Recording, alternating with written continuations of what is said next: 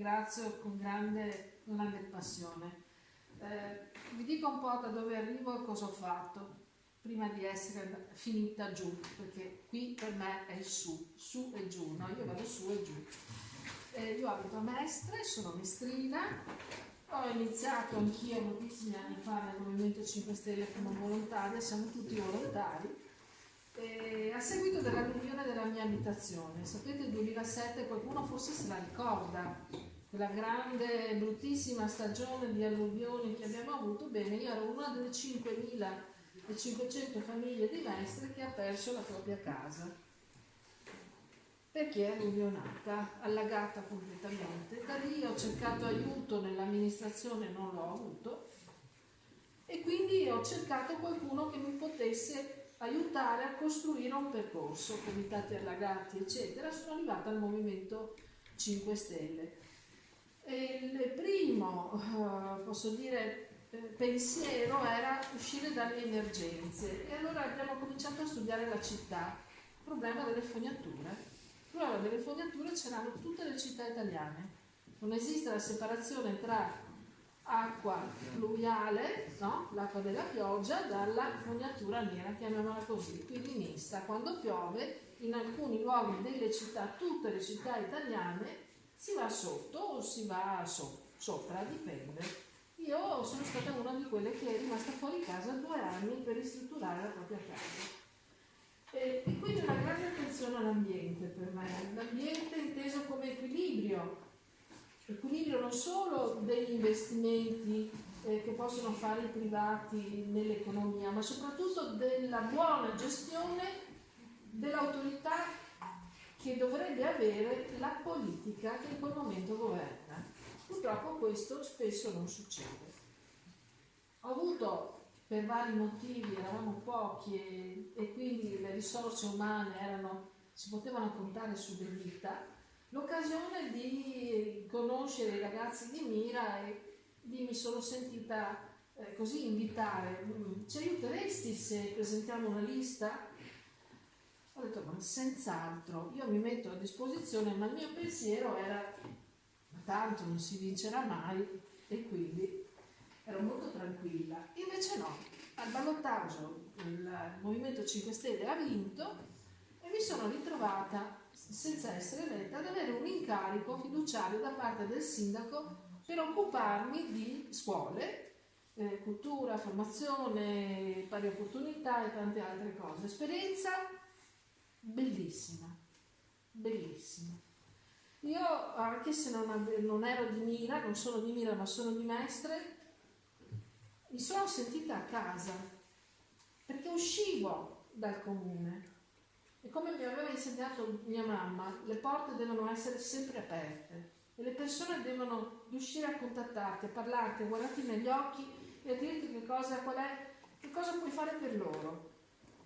Ed sono stati 5 anni pieni di tutto, di difficoltà, di sacrifici, di impegno, di cose brutte e di cose belle, un tornado, dei femminicidi, scuole da mettere a posto, anche lì problemi con gli allagamenti. Questa è la realtà di un'amministrazione e un sindaco non può fare tutto. Vi assicuro, un sindaco si impegna per quanto può e se ha le mani libere. Se ha le mani libere può fare tanto, non farà tutto. Ma questo è fondamentale, l'onestà e la trasparenza. Eravamo una giunta di giovani, non giovani, si dice nel movimento un pregiudizio, che non hanno mai lavorato, che non hanno esperienza. Come vedete io non sono giovanissima, ho 30 anni di lavoro ma non avrò la pensione, e non è vero, ci sono persone che hanno un grande spessore, un grande bagaglio anche umano, e io forse mi permetto di dire ho portato il mio piccolo contributo. 5 anni di lavoro intenso, grandissimo. Ecco perché quando Cristina mi ha detto vieni a raccontare quello che hai fatto e poi tutto il resto, ho detto assolutamente sì. Io mi permetto di dire a Cristina, che stimo ma anche mi onora della sua amicizia, un grazie infinito, perché grazie tu hai resistito e questa è la cosa più difficile.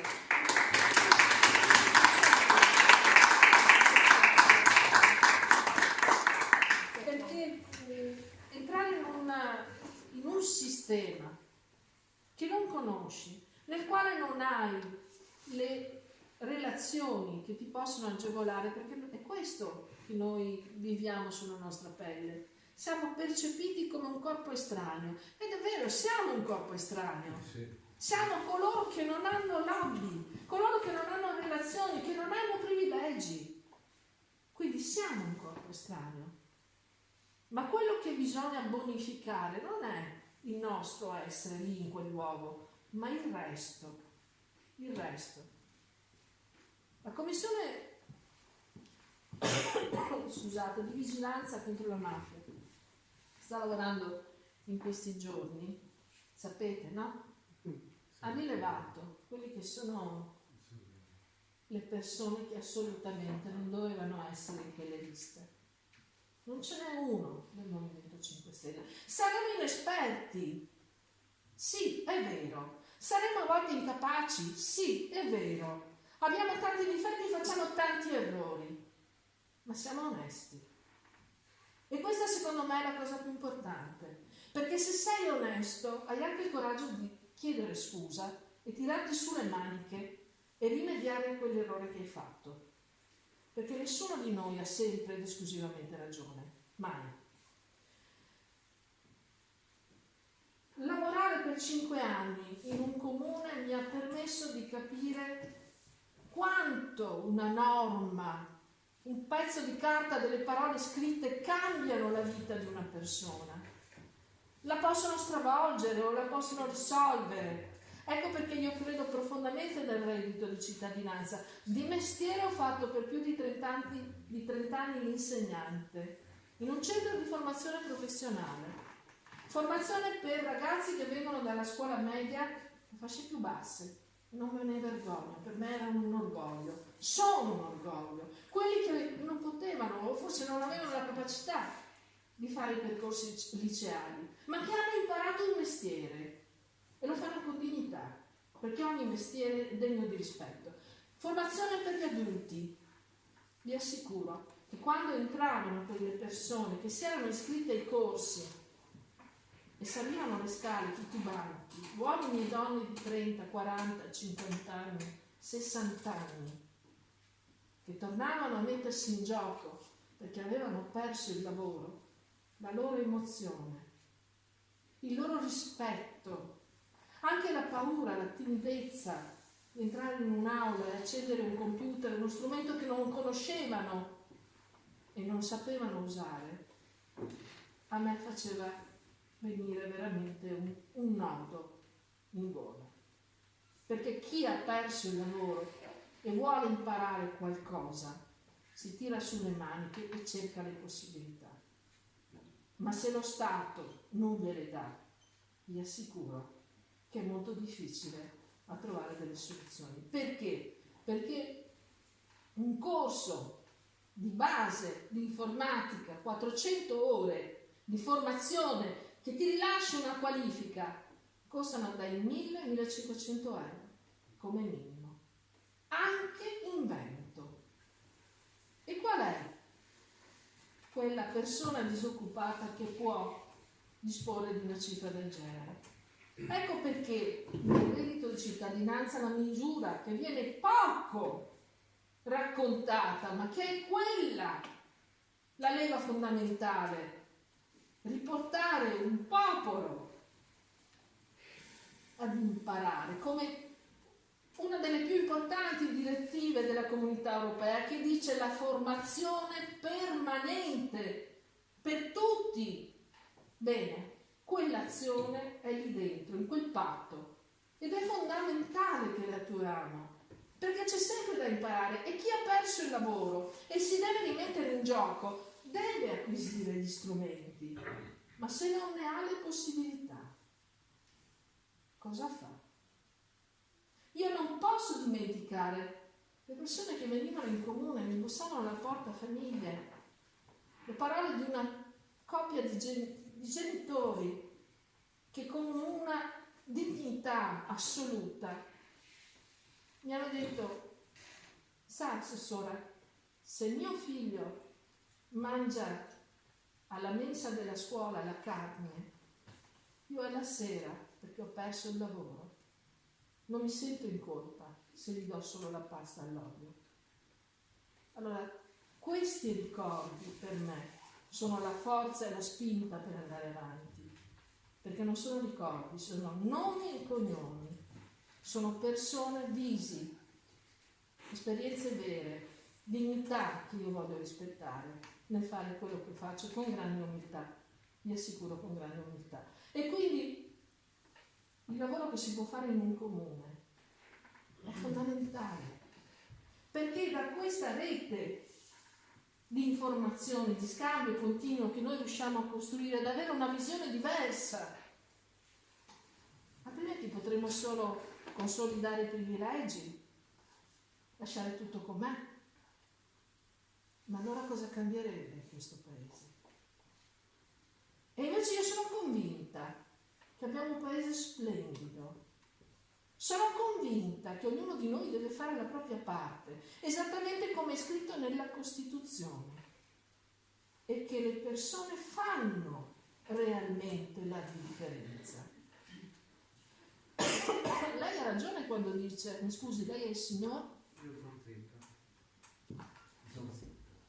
Zzetto, quando dice lo Stato dovrebbe agire in modo preventivo, ma ci vuole la volontà, ci vuole la volontà.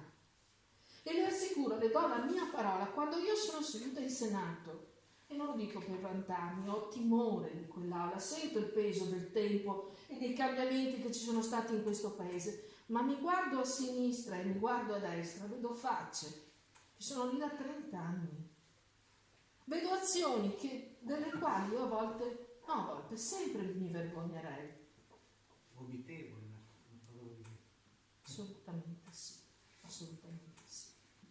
E le assicuro che vedere alcuni personaggi famosi, io dico prettamente imbellettati, e mi esprimo così, perdonate, che arrivano solo per premere, struccare il bottone, no?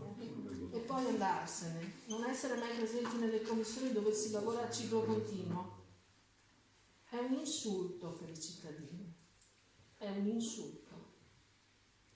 Ed è grave questa cosa, ed è grave che non si sappiano le cose, ed è grave che non si percepisca che il problema vero del nostro paese non è l'immigrato in sé, è anche quello un problema, ma non è l'unico. Non è l'unico. Ed è grave che i mass media, i giornali, la televisione non aprano a un'informazione corretta, perché non è giusto. Chi non ha gli strumenti per vedere internet e tante cose non le sa, non le può sapere, non le sappiamo noi tutte. Allora ti fidi dei giornali, ti fidi di quello che ti raccontano. E l'unico modo per capire, per cambiare, qual è? Mettersi in gioco, entrare dentro le istituzioni. Io non avrei mai pensato di finire giù. Io volevo continuare a fare l'insegnante con i miei studenti, ma la Regione Veneto ha chiuso la formazione professionale pubblica e l'ha destinata a tutti i privati. E per me questo è un grandissimo dolore e non glielo posso perdonare. Non lo posso perdonare. Perché vuol dire aver tolto gli strumenti di crescita a persone che ne avevano bisogno. E quindi torno al reddito di cittadinanza che lunedì andrà in discussione dopo essere passato nelle commissioni.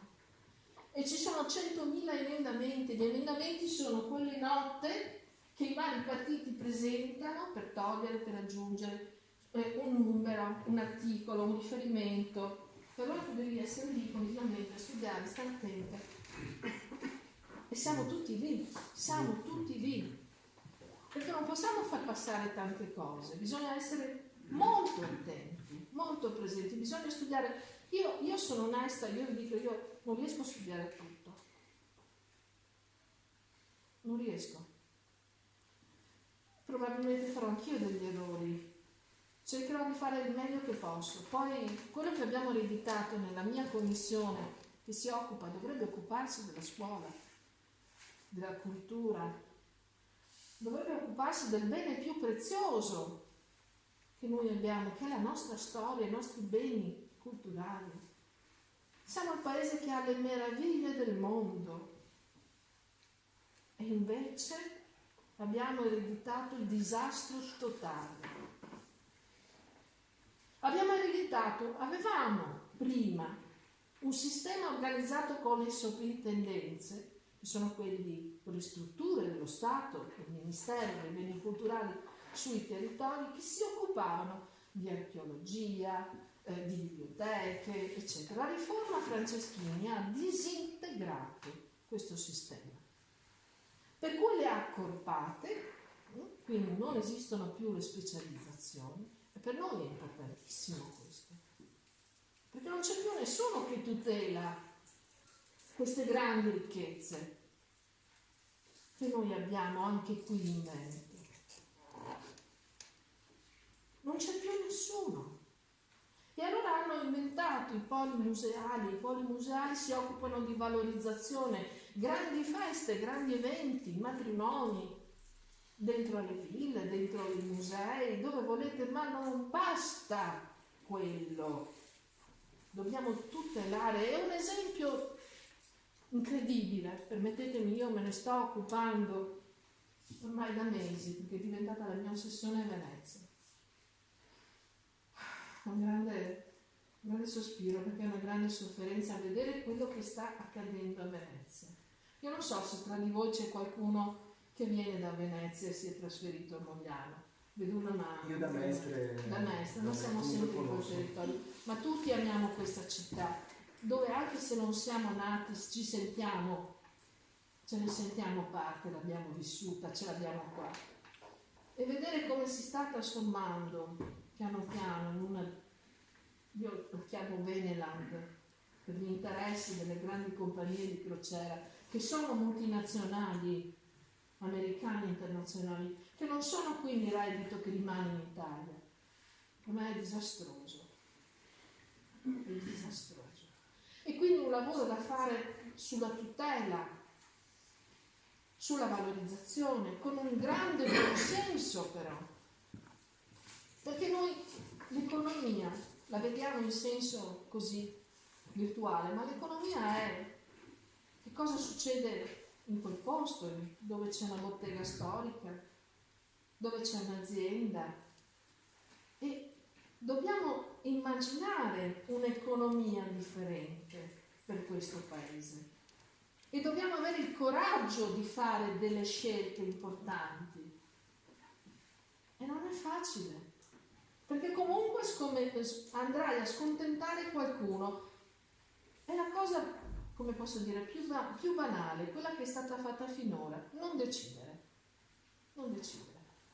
Io la scorsa settimana ho avuto un incontro con un funzionario qualsiasi per un progetto sul quale vogliamo lavorare per la tutela dei beni culturali non solo a Venezia ma in tutta Italia.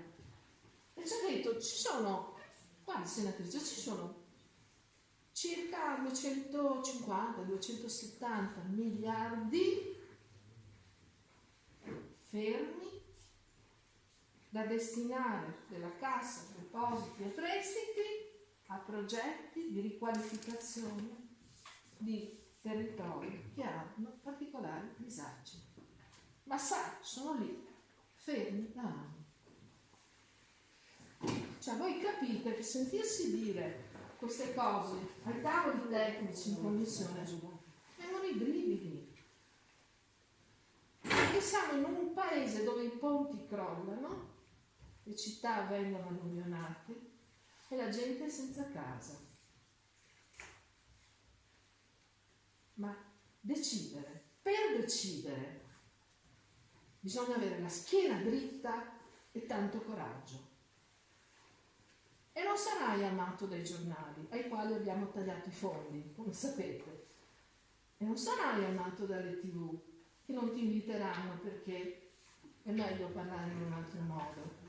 E non sarai quindi amato da chi tu hai intaccato nell'onore che non hai avuto fino a questo momento. perché hai raccontato bugie a un paese intero.